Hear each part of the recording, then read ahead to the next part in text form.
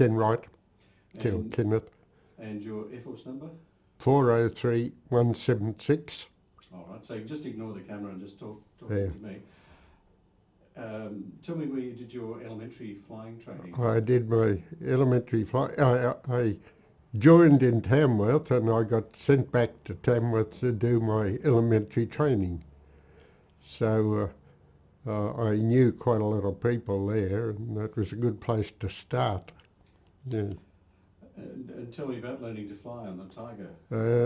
I had no trouble really learning to fly, except that my instructor was the CEO of the Tamworth Elementary Flying School, and I was a bit wary of him all the time because his the idea was that if you weren't perfect, you got tossed. And I thought, oh, well, I either fly or I don't fly. You were saying that there'd been people scrubbed. Yes, I was the first pupil that he put through completely. He'd taken 2 or 3 pupils beforehand, and each one had been scrubbed. I thought I was very lucky to get through because I was a bit unusual, being 6'5" and very, very thin and wiry, but still I was fit. That was the main thing. Do you remember your first solo? No, I've really forgotten that. I remember my first solo in the Spitfire. That was well worth remembering. Do you want to tell me about that and then we'll go back? Yes, well, I was at Squires Gate and they built Wellington bombers in a factory just outside the aerodrome, and there were always plenty of planes flying in and out. And this day he put me in the Spitfire and said, right, off you go. And I can remember I hadn't flown anything nearly as fast, or the Miles Master was nothing like the Spitfire. And I opened the throttle and the thing shot ahead, and I reached up to pull the hood back over my head, and the stick bumped a little bit as I did, and I thought, gee, this is close, but was perfect to fly. Beautiful airplane, really, yes. It was a dip down, and I must have been very close to the runway, but still. But it was very strange because there'd always be Wellingtons in the circuit going round, and you had to fit yourself in between them when you wanted to come in, get down. Yeah, because that was to Ipswich or to Amberley actually, and we did that by train the whole course, and all the course prior to us to that course, half had gone to fighters and the other half had gone to bombers, but our course all went to train as bombers, so they all went together on the train to Amberley. And by then Amberley was being constructed. They were still building accommodation there for us, and so we were quite happily all put into the one course. Actually, there's a fellow on our course, Moody, who didn't go overseas with us, but he was flying Beaufighters in New Guinea, and the Japanese got him too. Somebody, he crashed, I think, somewhere, and walked for quite a distance until eventually one of the natives put him into the Japanese and they executed him. It was quite a big step going from a Tiger Moth into an Anson. It's quite a big aeroplane by comparison. Yes, it was. But there were, although I did a few solos, but usually you had others with you because the four of us would take off and we'd do half an hour or a quarter of an hour each or something flying, and we were quite often, although there were a few solo flights, but mostly you had others with you most of the time. And on some of the Ansons we had to wind up the wheels which was quite a job too. Do you remember how many turns it was? No, I don't remember the I think turns. it was 140 something. Yes. Were there any incidents during your training on Ansons? No, I think, my home was at Alstonville, which is halfway between Lismore and Ballina, and whenever we got a chance we'd go off down round that way and circle round Alstonville and wave and such. But you had to get permission really before you could go too far away from the drome. But it was a good place to go because Evans Head was where the bombing school was, and so you could head over Alstonville and down, and you'd be at Evans Head quite happily. But when I went to Squires Gate, where I did my conversion to the Spitfire, they had a ferry battle squadron there of night fighters, and it was just about a dead loss because no bombers ever got over as far as Squires Gate because it was right on that western side of the UK, and eventually they scrubbed them and said put them all into bomber command. Yeah, tell me about that story. Yes. I left Sydney on the Awatea, and there were some of us were fully trained, and others were on their way to various parts of Canada and in parts of the USA to do their next lot of training. And on the we were one day across, and by the time we got to Auckland in the morning, my neck had started to swell a little, and the boys were scared stiff that the whole ship had been quarantined and they wouldn't get their day ashore. So we had a medical inspection on the deck, and I was dressed with a scarf around my neck, and of course nobody could see it.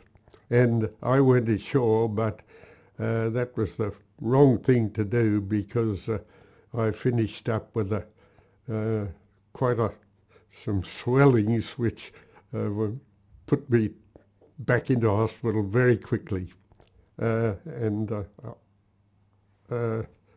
Otherwise I was okay, but when I came out of hospital, a lady took me to her home in Auckland, and their name was Orr Walker, and he was the police magistrate.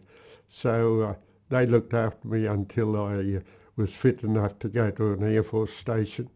I then went down to Wellington to an Air Force station there and joined these trained New Zealand pilots until a ship was available, and I travelled direct to England through Panama Canal to the UK. And that's how I finished up in UK with New Zealanders, and they were all going to Coastal Command, so I said, oh, well, I might as well go with you, as I had no other mates to be with. Did you have to wait long at Bournemouth before you got a posting? No, I think we were only 2 or 3 weeks and we went off. Most of us went to GR school at Squires Gate, and that was a 6 weeks course. And from there, the New Zealanders, most of them went to squadrons, various squadrons, which were all Coastal Command. And whilst I was at the GR school, Jed came from PRU and said that they were looking for twin-engine pilots to go to PRU because they expected to get some mosquitoes, and everybody wanted to fly mosquitoes if they could, and so I accepted that. But of course they said you'll have to transfer back to a Spitfire because we haven't got any mosquitoes at this stage, and I didn't last long enough to even fly a mosquito. Just pause it there for a second. Tell me about the aircraft you trained on there. Yeah, the GR school had Blackburn Bottas, and the pilots were, some had flown in the Battle of Britain and some had done various other jobs, and they all hated the jobs they were doing. And we were the navigators, and we had to lie in the bottom looking out underneath to do these different flying courses that we had to do. And there was all sorts of nonsense went on there. They'd be flying down so that we were nearly touching the waves as we flew over the sea, and a very exhilarating experience. But I'm sure that the course did me a lot of good, because I had no trouble navigating myself across parts anywhere over Europe. I was always able to find where I was needed to be, and that was good. That's probably the next thing. So this was your 20th? On my 20th trip, I was to photograph the canal which ran from Bremen to Bremerhaven, and I decided that I'd start from the Bremen end, so that by the time I did the 10 miles or so of the canal, I would be nearly over the North Sea, which gave a good place to escape to in case I was chased.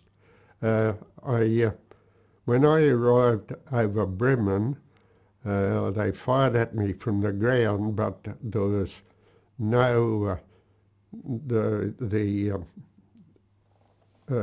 burst weren't anywhere near me, and I thought, oh well, if I start at this end and go now, I'll get away from it. But unfortunately, the Messerschmitt who shot me down must have been up there somewhere, and I'd say the firing from the ground was to direct him to where I was, perhaps. I didn't see him at all until I'd started the photo run, and I looked in the mirror and he was right in over my tail, and I pulled up, and as I did, he fired and took one of the clips. The aileron hinges must have taken one of them, so that the aileron was flapping, and the plane would still squash through the air, but it was quite obvious that I wasn't going to be able to fly too far on it, but I could hold it reasonably steady. And he came at me a second time, and I saw him coming and jinxed a bit, but his shot, the bullets went across the cockpit, missed me, and I could smell petrol, and I thought I'd better get out, so I did. I turned the plane upside down and remembered that they'd told me to make sure you kick the stick when you wanted to get out, and that's what happened. I pushed the stick and out I flew. And he followed me down circled me all the way down, and fortunately didn't fire. I hit the ground in a potato field, and there was a guy hoeing the potato field not very far away, and as I went down I could see enemy trucks coming towards me, and it was in the middle of the day, so there was no way of escape.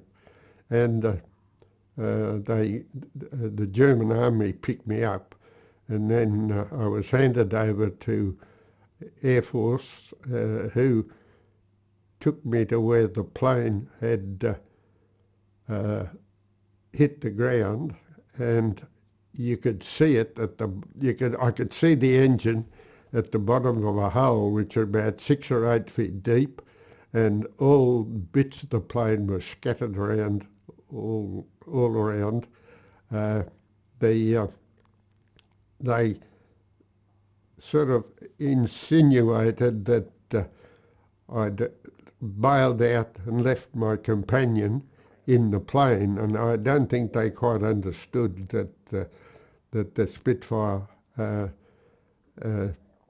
only had one person in it. There was no way there could be an observer in there, but there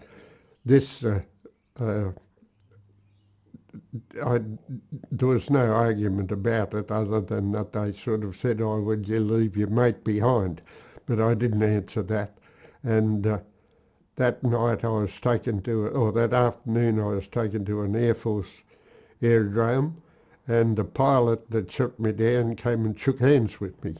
And he said I'd been knocked about a bit by the shrapnel, pieces of shrapnel from the windscreen had been cut my face around a bit, which wasn't very bad, but they gave me some attention there and stopped any small blood flows, and quite friendly the pilot was, and he said, "Well, for you the war is over," and of course it was. And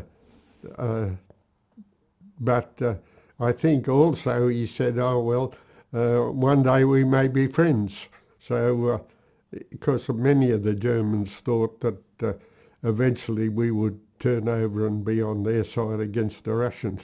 The fellow that shot me down had been on the Russian front flying, and he'd come back apparently for a rest, and he rested by shooting me down.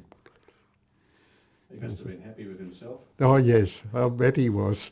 Yes. Yeah. How were you treated when you were first captured? Oh, I was treated all right by the Air Force at the aerodrome, but then of course they handed me over to a couple of army guys who I was taken then by train to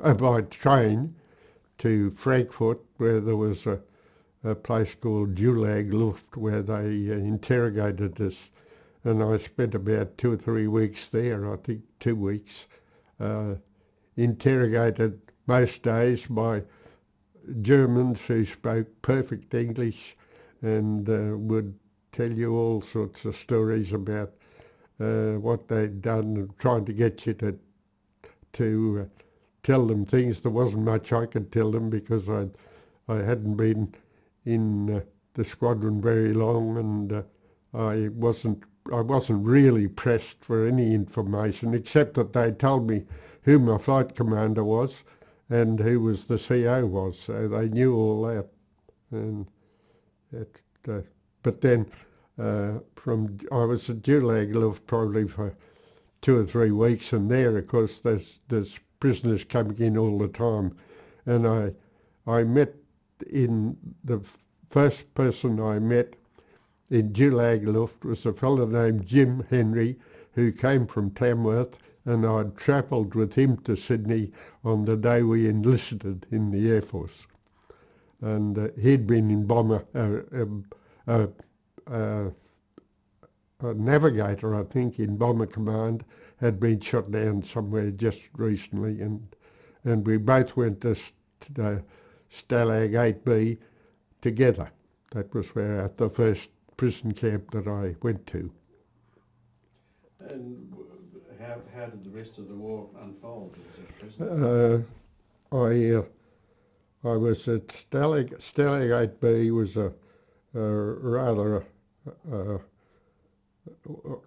well, it was really a horror camp in a way, but the Air Force, there was one compound with all Air Force in it, and there was other compounds. The compound opposite. Do you want to switch it? Right, I'll just change it. Yeah. Okay. Now, when I first went to PAU, we photographed a lot of aerodromes in France and Belgium, and we'd photograph them quite frequently, different ones that go from one to the other. And they must have been counting the number of planes because the Canadian Army raided the Dieppe, raid on Dieppe, and it was a failure because the Germans beat them, and those Canadian Army fellows that were captured were marched from France to where Stalag 8B was, and they were in a compound there opposite where we were, where the Air Force were, and those fellows were really starved and marched through just to show that how they treated them. There was another compound behind us where there were a lot of Australian soldiers who had been captured in Greece and Crete, and some of them had medical orderlies with them, and some of them were really badly wounded, and those fellows were eventually repatriated whilst I was at Stalag 8B, and I was there until I was shot down in August, and I was there till about the next September, and I was moved to Luft 3, which was an officers' camp, because they told me that my commission had come through, and that proved to be wrong, because they should have moved Norm Wright, who was also in the camp with me, and he was moved about 2 weeks after me when they found out that I'd gone, but I was just left. So fortunately, I spent the rest of the time at Sagan in with the officers, and I stayed that way throughout the war. So were you a sergeant pilot? I was a sergeant pilot, and I had applied for my commission a week or two before I was shot down, and I found out when I got back that was thrown away. Apparently the CO tossed it away when I failed to return. So it was quite wrong, but in my war records there are pages and pages of discussion as to where my papers were, whether I should have the commission or whether I shouldn't. And in the end, I just gave it up and said, well, thank goodness I'm home. I've had enough. And that's the way it was. Oh, yes, our Spitfires were painted sky blue completely. And they went out of sight at about 20 to 21,000 feet. And as long as you were over 22,000 feet, you couldn't be seen from the ground, and the only way they'd know you were up there, they wouldn't hear you. The only way they knew you were there was to get you on radar. And the Germans were getting radar working better as the war went along. We couldn't go over about 28,000 feet because, well, the engine wasted petrol once you went too high, and also we had no compression, so you had to be careful yourself that you didn't have any dizzy turns or anything like that. Otherwise, the cockpit was kept warm and also the cameras were kept warm, so they wouldn't freeze, even though it was pretty cold at 28,000 feet. And you kept your cabin fully closed all the time. We were lucky to survive that. Yeah, well, we had one. Each squadron or flight had one, all blue Spitfires except one, which was painted white, and it had an oblique camera, and it was called a dicer. And I was never given a job to do with the dicer, but if you went on a dicer trip, you flew over the channel right down on the deck, and they didn't have, the dicers didn't have wing tanks, so they only had the normal tanks, and you didn't have enough, you couldn't go very, very far in a dicer. I had some practice in one around in parts of England, but I never did an op in one. It's interesting. Instead of blue, do you know? Oh, well, you could hide in the clouds. The idea was that if it was white, you could, if there was cloud about, you could get up into the cloud if they started firing at you. I'll just change. Tell me that one again, sorry. I'll just record that. Okay. At Stalag 8B, there were 84 Australians, and when the Dieppe, the raid on Dieppe, the Germans found that German soldiers had been captured, and their hands were tied together, and unfortunately somebody sank the boat that they'd had them on, and whether it was English or whether it was German, nobody knew, but because those bodies were washed up with hands together,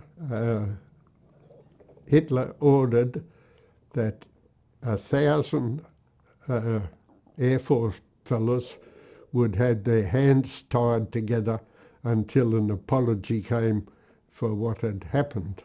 And the Air Force fellows happened to be picked because they couldn't work. So once you were an NCO, the Germans couldn't put you to work, and so we had this debacle at Stalag 8B of your hands being tied every morning. If you wanted to go to the toilet, you had to go and get a guard to find a guard to take you to the toilet, and eventually they had chains made with handcuffs on the chains, and the guards would come in each morning, put the chains on, and we found that the little gadget that opened sardine cans could be poked into the handcuffs and undo them. So as soon as the guards thought that all this was a whole lot of nonsense, but they had to carry it out. And the sardine can opener would unlock your handcuffs. You'd take them off, put them away, and if the German thought that one of the bosses were coming in, they'd run around and tell everybody to put their handcuffs back on, so you'd put your handcuffs back on. And this went on for quite a few well, quite a few days, and eventually the Australian Prime Minister, who I think was Curtin, objected to Australians being tied because he said that nothing had been done by the Australians and they weren't to blame for it, and threatened the Germans that he would start to undo the handcuffs, would handcuff their German prisoners, and so eventually the handcuffs were taken off and the 84 Australians were moved into a different hut, all separate from the others, so that the English boys had their hands tied and the Australian boys didn't get their hands tied together. And that lasted for some time until eventually it all got... But those 84 Australians all stayed together after that in the one hut. And that was good because we looked after each other fairly well. I'll just check. How did they come about? Because I was 6'5", these 84 Australians who finished up in the one camp, and we stuck together. We would have a reunion after the war. We kept together. We had one fellow in Mildura who recorded everybody's name, sent out a bulletin each 12 months or so, and we'd have a reunion in various places like Cairns or Western Australia and South Australia. Anywhere where the prisoners were, they would organise reunions. I was always known as Lofty Wright because Norm Wright was also in amongst us, and he came from over in near Mildura, and I've always been known as Lofty since those days. When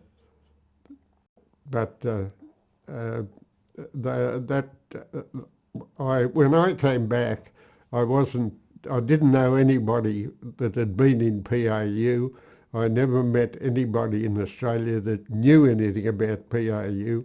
So all my association with the Air Force fellas was these prisoners from Stalag 8B, the 84, and that was one way of keeping together, and that was the reason I never ever got mixed up with any of the flying guys, because nobody talked about flying in those days.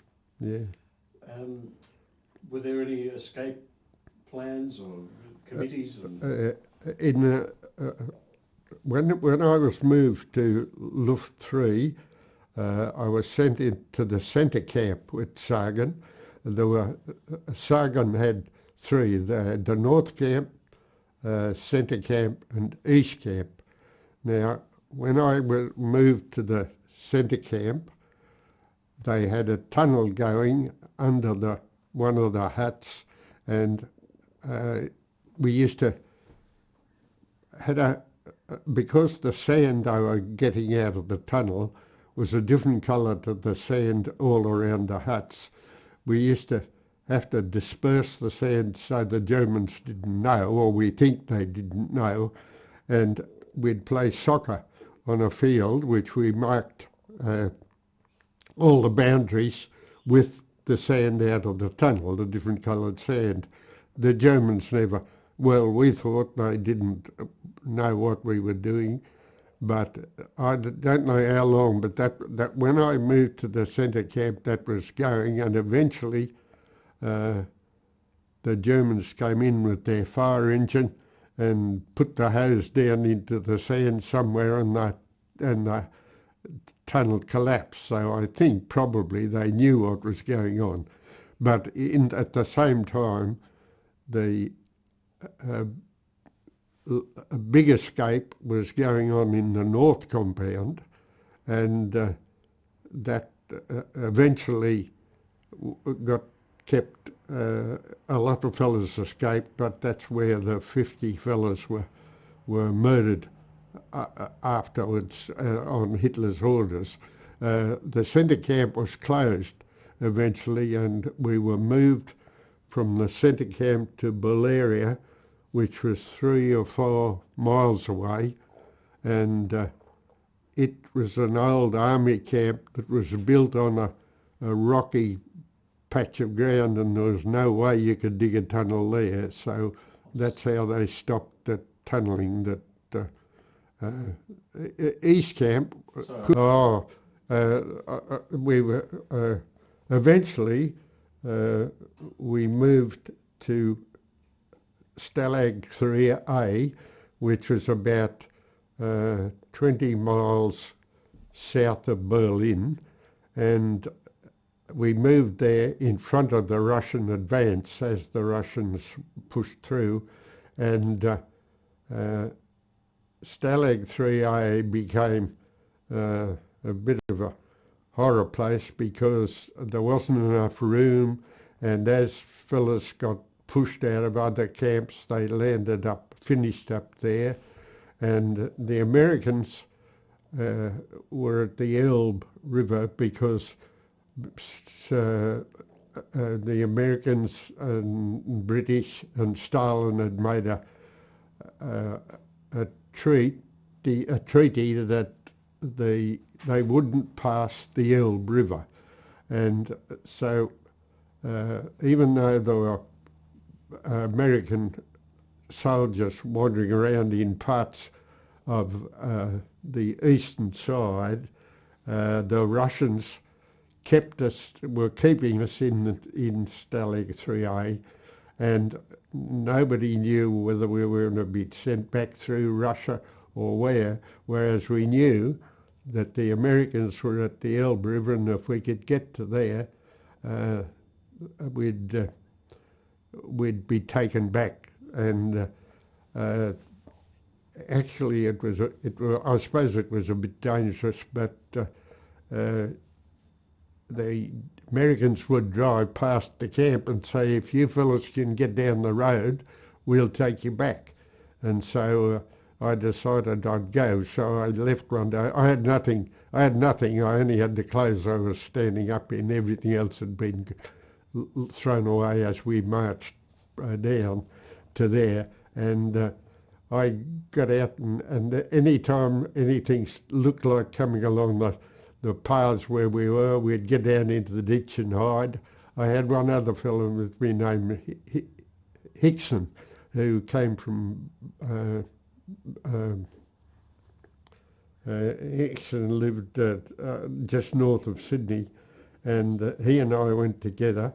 We got down to the Americans at the Elbe River, over the Elbe, and got back to Belgium before a lot of the fellas in the camp were rescued. But eventually the Russians let them all go and took them back through direct west instead of through Russia.